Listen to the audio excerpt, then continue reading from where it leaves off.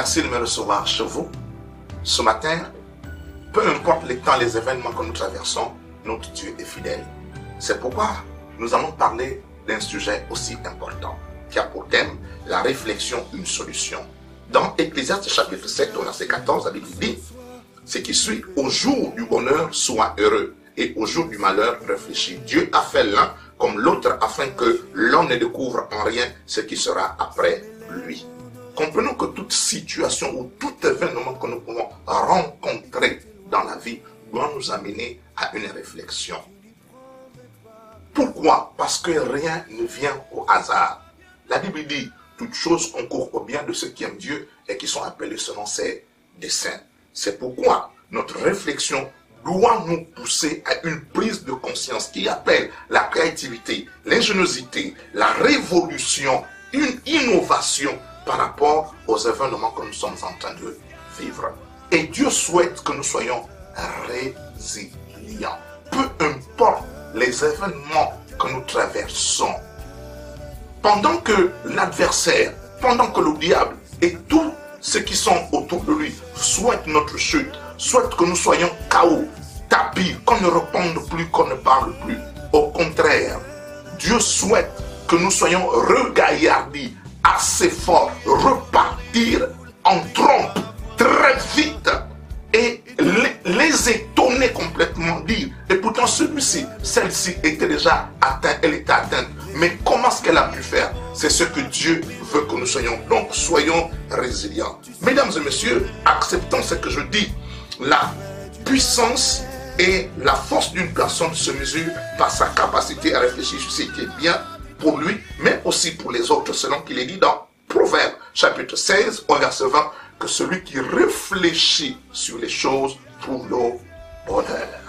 Et comprenons que ce bonheur-là, c'est nous-mêmes qui devons d'abord le vivre. Si nous sommes heureux, nous allons transmettre le bonheur autour de chacune des personnes qui sont autour de nous, dans notre famille et autour de nous. Maintenant, prenons de bonnes résolutions et ayons une bonne réflexion. Parce que si nous réfléchissons mal, nos actes vont être mauvais et critiqués négativement. Nous n'allons pas savoir, lorsque nous ne serons plus là, ce que les hommes diront de nous. C'est pourquoi il est dit, vanité de vanité, tout est vanité. Et selon les Hébreux, ils disent, Rabel, Habihim, Hakol, Rabel. Tout est vanité, c'est pourquoi prenons, réfléchissons. Prenons de bonnes résolutions. Réfléchissons selon que le Seigneur le souhaite. Pourquoi? Parce que la réflexion apporte une image. Et cette image va forcément nous amener à parler. Et ces paroles vont être une substance invisible qui va être utilisée par les anges afin de réaliser la volonté de Dieu sur la terre. Parce que Dieu souhaite que nous soyons des producteurs de bonheur. Par notre réflexion, nous produisons le bonheur. La Bible dit que le pouvoir de la vie et de la mort est au niveau de notre langue. C'est quand nous avons parlé. Avant de parler, réfléchissons très bien. Lorsque nous avons bien réfléchi, nous allons capter la volonté de Dieu. Et lorsque nous allons libérer, les anges de Dieu vont complètement accomplir. Si nous ne le faisons pas, nous allons être déroutés, tourmentés, entraînés par des hommes et des femmes qui ont une mauvaise réflexion, animés des pensées machiavéliques pour écraser et détruire. Aujourd'hui, la situation que nous sommes en train de vivre, il y a des gens qui ont réfléchi contre nous. Et voici, nous sommes en train de subir. Non, nous sommes une perle rare. Nous sommes un peuple élu par Dieu. Et nous avons des capacités. Nous avons des dons incomparables. C'est pourquoi Dieu veut, en tant qu'Église, appui et colonne de la vérité, selon que le peuple nous attend, selon qu'il est dit dans Romains chapitre 8, verset 19, que la création tout entière attend avec un ardent désir la révélation du Fils de Dieu. Par notre réflexion, nous allons être des missionnaires, parce que Dieu va nous donner des visions. Et lorsque nous allons nous efforcer à accomplir cette vision, selon qu'il est dit, la vision c'est quoi? C'est voir dans l'invisible ce que Dieu a déjà accompli pour nous. Ayons une très bonne réflexion Et Dieu souhaiterait que nous soyons des missionnaires. Le contraire, c'est être des missionnaires.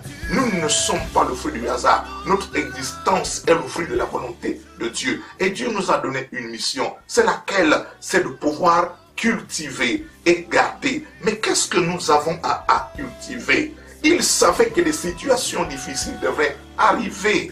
Il était donc important que nous puissions le comprendre. C'est le qui dit qu'il ne fait rien sans pourtant avertir à ses serviteurs, les prophètes. Voici ce que nous sommes en train de vivre aujourd'hui. Dieu souhaite que nous soyons enthousiastes. Enthousiastes, peu importe la situation. Soyons in Deus tu. In Deus tu, selon qu'il est dit dans le psaume 84, versets 6 à 7. Heureux ceux qui placent en tout à leur appui, ils trouvent dans leur cœur le chemin tout tracé. Lorsqu'ils traversent la vallée de Baca, c'est-à-dire la vallée de tristesse, la vallée de malheur, ils la transforment en un lieu plein de sources. Et la pluie la couvre aussi de bénédictions. Peu importe ce que nous pouvons traverser, Dieu est au contrôle.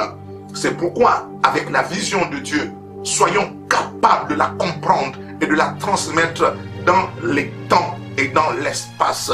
Ayons une bonne lecture de la vision de Dieu. Face aux situations, aux événements, la vision de Dieu va toujours être au-dessus et elle s'accomplira. Comme les fils d'Issachar, peu importe tout ce qui se passait, ils savaient ce qu'ils devaient faire pendant ces moments. Peuple de Dieu, comprenons ceci, qu'il n'a jamais changé pour nous. Il nous a tellement aimés qu'il a envoyé son fils Jésus-Christ mourir à la croix du Calvaire afin de nous donner sa place, afin de nous donner notre place, afin de reprendre notre place première. C'est pourquoi il met une entière confiance sur nous. Nous avons été rachetés à un grand prix et Dieu a confiance en nous. Il souhaite que par notre réflexion, nous puissions être ces personnes-là qui transmettent les valeurs intrinsèques de la parole de Dieu. Selon qu'il est dit que sa parole est une semence, et une semence de la vie éternelle. Une semence qui fera face à toute situation et à tout événement que nous pouvons rencontrer sur la terre. C'est pourquoi je souhaite que nous soyons heureux, que nous soyons forts, que nous ne puissions pas nous décourager, sachant que nous sommes dans les derniers temps et que nous allons réussir et nous sommes en train de réussir rien qu'en nous appuyant sur sa parole et en ayant une bonne réflexion. Que le Seigneur vous bénisse. Au nom de Jésus. Amen.